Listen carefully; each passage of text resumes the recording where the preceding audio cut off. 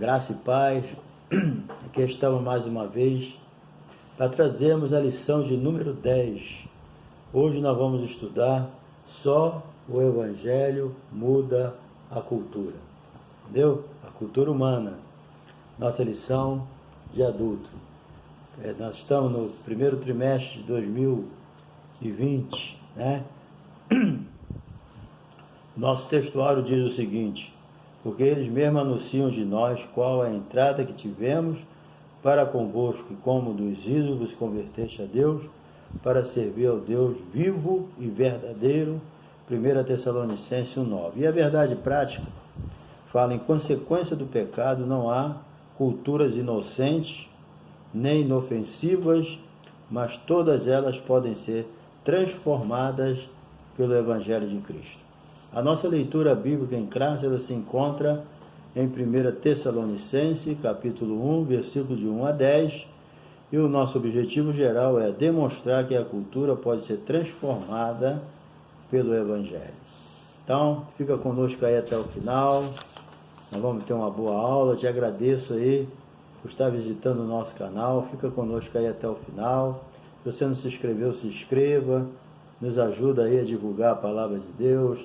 Dê aí o seu like, compartilhe e não esqueça de dar um toquinho aí no sininho para você receber novos vídeos, e não deixa também de fazer o teu comentário aí, vai ser muito bom, falou?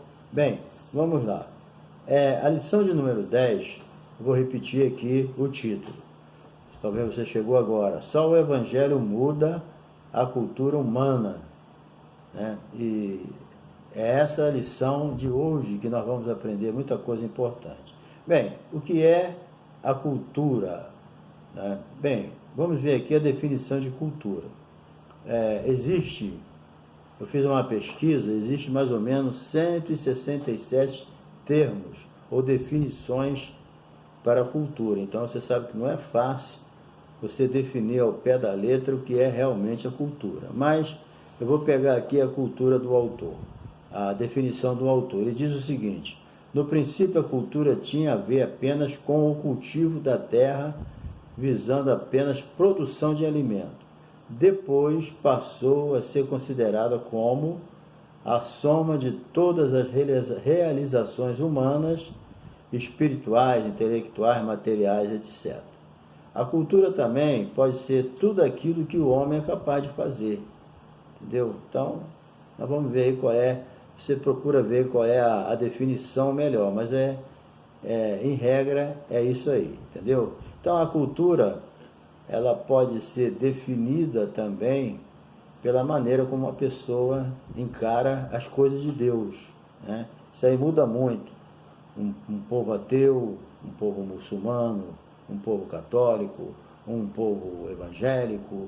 Então isso aí também muda a forma como a gente vê Deus, muda também a cultura aí, ok?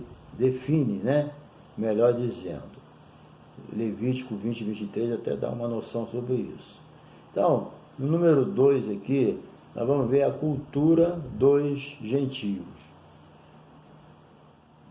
Embora ensinados por Noé,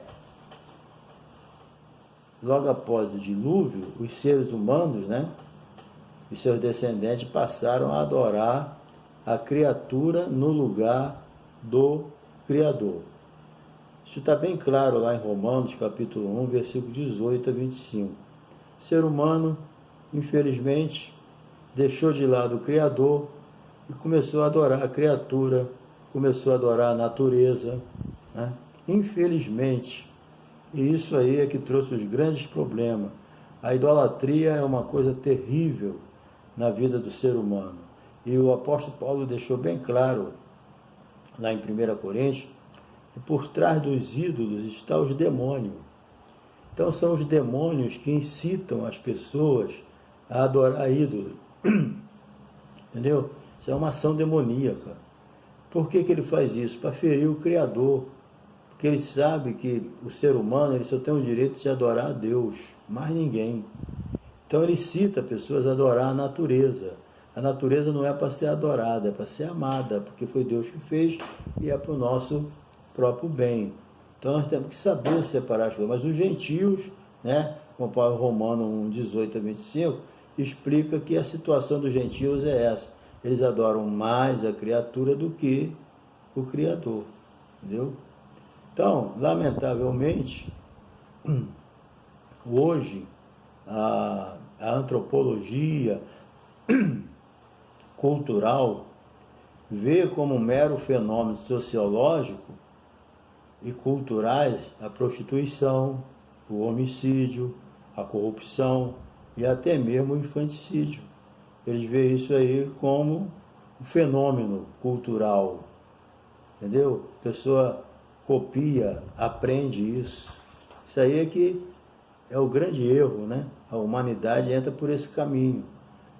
Vai começando a achar as coisas normais. Isso é um fenômeno. Não, isso é um pecado que destrói a vida do ser humano e ofende a Deus.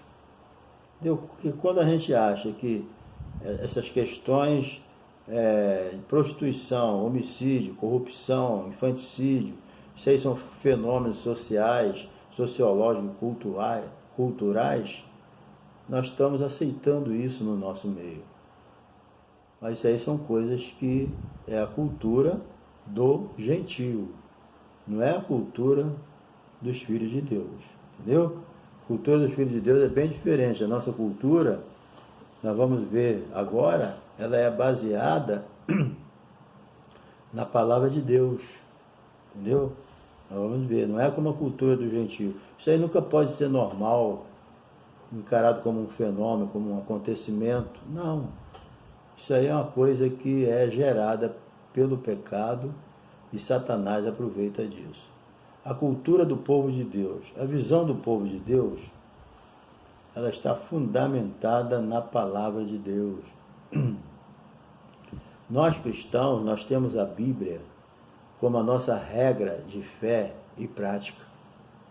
Nós cremos na palavra de Deus como a nossa regra de fé, de prática. O que queremos dizer com regra de fé e prática? Nós acreditamos nela e praticamos. Entendeu? É a nossa cultura. Eu creio na palavra de Deus, eu tenho fé na palavra de Deus e pratico ela. O próprio Jesus, em uma certa ocasião, ele falando para um grupo de incrédulos que estavam batendo de frente com ele, ele falou: olha, se vocês querem saber se o que eu prego é verdade ou não, pratica. Porque quando vocês praticar, vocês vão ver a mudança que essa prática vai fazer na vida de vocês. Então não tem coisa melhor para confirmar a palavra de Deus na nossa vida do que praticar ela. Então a cultura do povo de Deus está fundamentada na palavra inspirada de Deus. Entendeu? 2 Timóteo, capítulo 3, versículos 16 e 17, fala que a palavra de Deus ela é inspirada pelo Espírito Santo. Então nós devemos entender isso. Por isso que nós cremos. A Bíblia é diferente dos outros livros, porque ela tem inspiração divina. Entendeu? Ela não tem inspiração divina, ela é inspirada. Alguns acham que algumas partes dela é inspirada. Não, ela é completamente inspirada. Aquilo que não foi inspirado a escrever, foi inspirado a falar. E escreveu o que falou. Aquilo que não foi inspirado a falar, foi inspirado a escrever. Mas ela é inspirada. É a palavra de Deus. Ali só tem o que Deus quer. Entendeu? O princípio é esse. Do Senhor. Por isso que eu estou dizendo, nós baseamos a nossa cultura na palavra de Deus. E a palavra de Deus diz que do Senhor é a terra e a sua plenitude. E ele diz também que todas as almas são suas. Ele diz, todas as almas são minhas. Seja ímpio, seja o pecador, seja o cristão, criança, adulto, não importa. O que importa é que tudo é dele. Ninguém é dono de nada. Você quer saber? Você pode ser dono de uma cidade. Você quer saber se você é dono dela ou não? É quando você morre. Se morreu, não leva nada, vai ficar para os outros. Então nós não somos donos de nada. Entendeu? Nós estamos aqui como um mordomo, cuidando daquilo que é de Deus. A terra é de Deus. Nós estamos aqui para cuidar do que é dele. Porque quando a gente morre, A gente não leva nada. A Bíblia diz que do jeito que a gente veio ao mundo, a gente volta. Você, quando vem para o mundo, não traz nada. E quando vai, não leva nada. Ah, mas eu tenho bilhões no banco. Pois é, vai ficar tudo aí. Você não é dono de nada. Só quando a gente morre que as pessoas têm a certeza que ele não era dono de nada. Mas a terra é do Senhor e a sua plenitude. Salmo 24, versículo 1. Tudo, querido, deve ser consagrado a Deus. Tudo é para Ele. A glória de Deus. Entendeu? O apóstolo Paulo, ele escreveu em 1 Coríntios 10, 31, ele diz o seguinte: que você coma, que você beba, que você durma, que você fale, mas que tudo seja feito para a glória de Deus. Até no comer, eu tenho que glorificar a Deus. Entendeu? Até no comer eu tenho que glorificar a Deus. Olha só, no beber, né? No vestir, no andar, em toda forma de vida, toda a minha cultura, ela tem que ser para a glória de Deus, porque ela tem que ser fundamentada na palavra de Deus. Você só vai viver para a glória de Deus se você viver o que está escrito na Bíblia. Se você não viver o que está escrito na palavra de Deus, você não vai viver para a glória de Deus. Não tem como a gente viver para a glória de Deus se não obedecer a palavra de Deus. Ok? Então, o que nós viemos a fazer, que seja para a honra e glória do Senhor, mas tem que ser dentro da palavra de Deus. A segunda parte aqui diz o seguinte: uma cultura dominada pela iniquidade. A cultura original, se a terra é do Senhor, é claro que nesse mundo Deus é Senhor e nós servos. Tudo que nós produzimos vem de Deus. Devido à queda do homem, ele passou a trabalhar, a se levantar contra Deus. Entendeu? Sem a queda seria diferente. O homem teria prazer de viver para a glória de Deus. Hoje o ser humano, desviado da presença de Deus, ele quer viver para a sua própria glória. O ser humano, ele é antropocêntrico. Ele não é teocêntrico nem cristocêntrico. Ele não vive com Cristo no centro da vida dele, nem Deus, o Pai, no centro da sua vida. O homem é antropocêntrico, ou seja, o homem é o centro da sua vida. Isso é que é o grande problema hoje. Então, ele sendo o centro da sua vida, ele não quer que Deus entre na vida dele para não atrapalhar os planos dele. Entendeu? E se esquece que Jesus falou: sem mim nada podeis fazer. O homem não vai muito longe sem Deus, mas ele é teimoso, desobediente, rebelde e vai pagar o preço. Entendeu? De Deus não se zomba, Deus não se deixa escarnecer. As pessoas pensam que desprezando a Deus eles vão muito longe. Não vão. Sozinho o homem não vai. Quem é o homem? O homem é como a erva. A sua glória é como a flor da erva. Seca-se a erva, cai a sua flor. Assim é o homem. Morreu, acabou a sua glória. Há poucos dias eu vi uma senhora dizer: eu não acredito em Deus, eu não quero saber de Deus. Ela falando: eu não quero saber de super-herói mais na minha vida, não. Eu quero saber de super-herói. Quer dizer, ela está comparando Deus com um super-herói da vida aí, como um Capitão Marvel, entendeu? Como um super-herói desse aí que diverte as crianças aí, entendeu? Pelo amor de Deus, gente, como é que uma pessoa pode abrir a boca para falar uma blasfêmia dessa? Entendeu? Mas vai chegar um dia que ela vai ter que honrar a Deus, querendo ou não, mas aí já é tarde. Então, as pessoas, eles vivem assim. De graça, eles se tornaram inimigos de Deus. Ninguém agradece a Deus pelo ar que respira. Deus poderia deixar o mundo sem ar, sem oxigênio, 5 minutos. Mas Deus não faz maldade com ninguém. Deus não faz isso.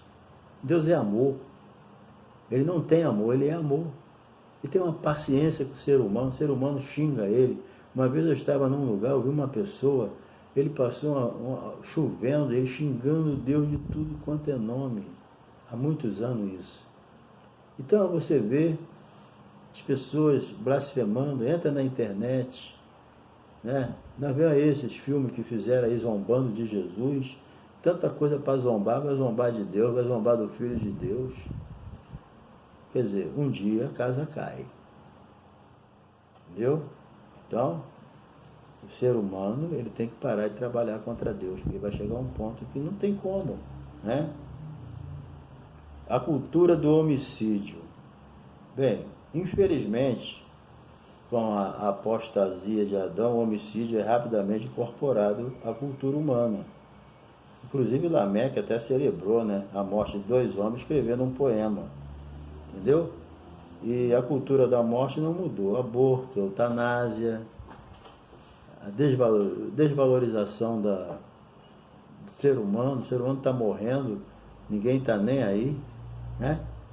Então, o homicídio ele passou a fazer parte da vida do ser humano. Entendeu? A cultura é uma coisa triste, mas é verdade. O homicídio começou com Caim, o primeiro homicídio. Ele veio de geração em geração e está incorporado à cultura do ser humano, infelizmente, né? Nós vamos ver aqui na terceira parte a cultura do erotismo. O erotismo também impregnou rapidamente na cultura humana, né? O casamento foi logo banalizado, né? Lameque, aquele sujeito lá, né, o neto de Caim, ele, além de homicida, era bígamo. Isso fez cultura. Começou a fazer parte da civilização isso.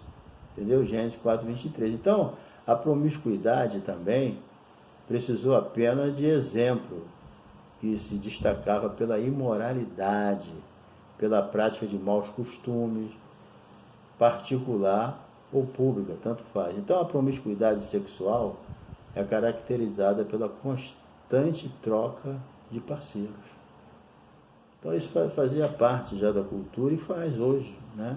Infelizmente, o erotismo, a nudez, né? Tudo isso faz parte. Hoje você vai, uma propaganda de um remédio para dor de cabeça, a mulher está nua.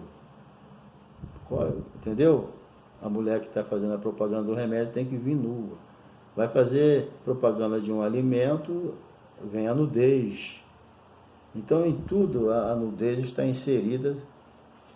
Normalmente não teria necessidade nenhuma, mas por causa do erotismo, tudo isso faz parte, até das propagandas, das conversas. Então tudo isso, você vê que tem coisa que não tem cabimento, mas está lá.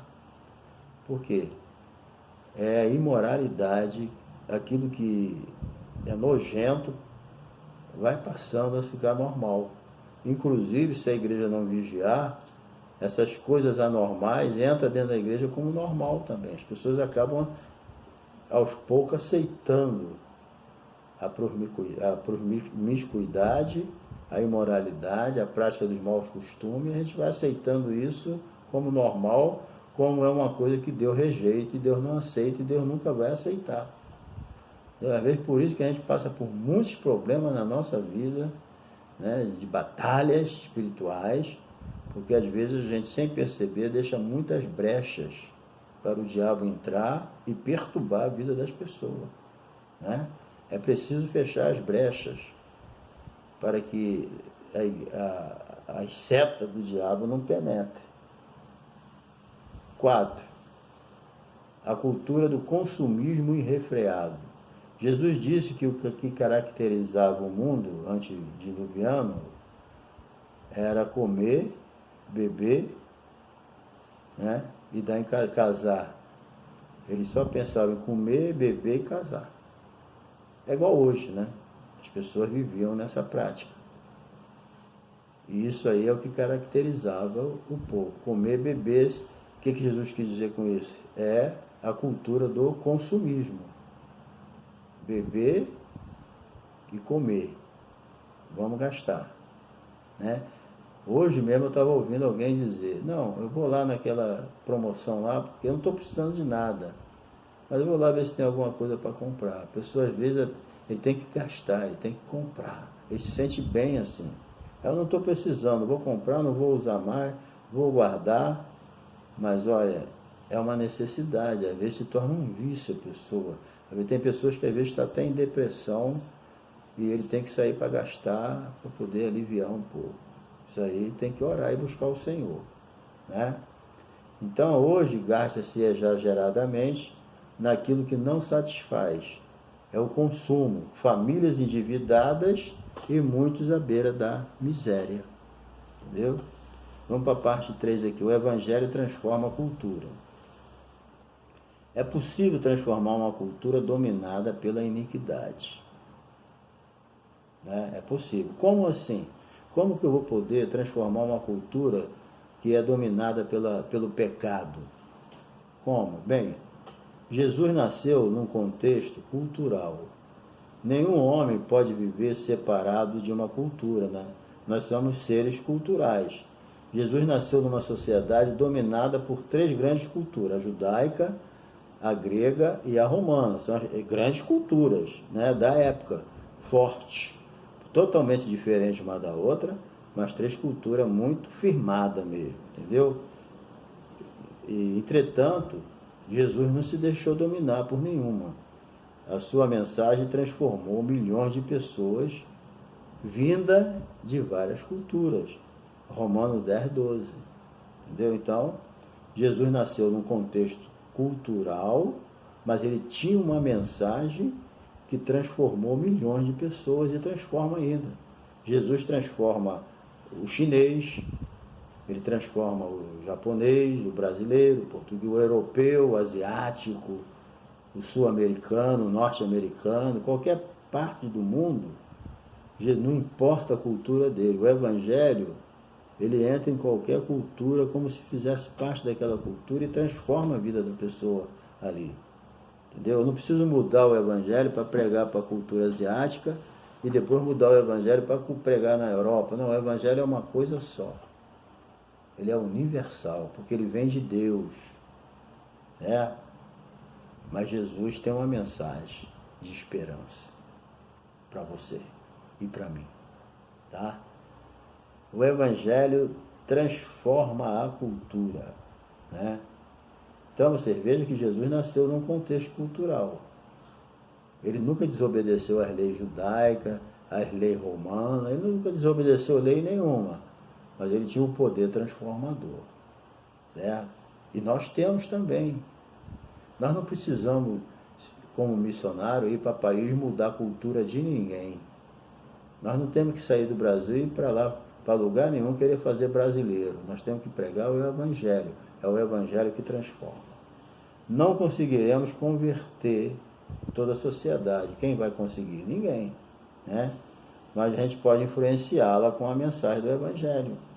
O apóstolo Paulo, em sua terceira... Isso aqui é muito tremendo. O apóstolo Paulo, em sua terceira viagem missionária, elevou os praticantes de artes mágicas a queimarem seus livros em público. Entendeu?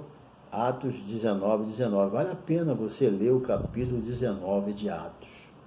Eu te convido a fazer esse esforço. Quando terminar esse vídeo aqui, abre a Bíblia em Atos 19 e lê o capítulo 19 todinho. Você vai ver como Deus usou o apóstolo Paulo para mudar a cultura de muita gente. O modelo de evangelismo deve ser segundo Atos dos Apóstolos. Certo? Bem, os crentes de Coríntios, vamos ver aqui para encerrar, os crentes de Coríntios, né, é um exemplo, os crentes de Corinto é um exemplo de influência do Evangelho. Corinto era uma das cidades mais promíscuas do período do Novo Testamento.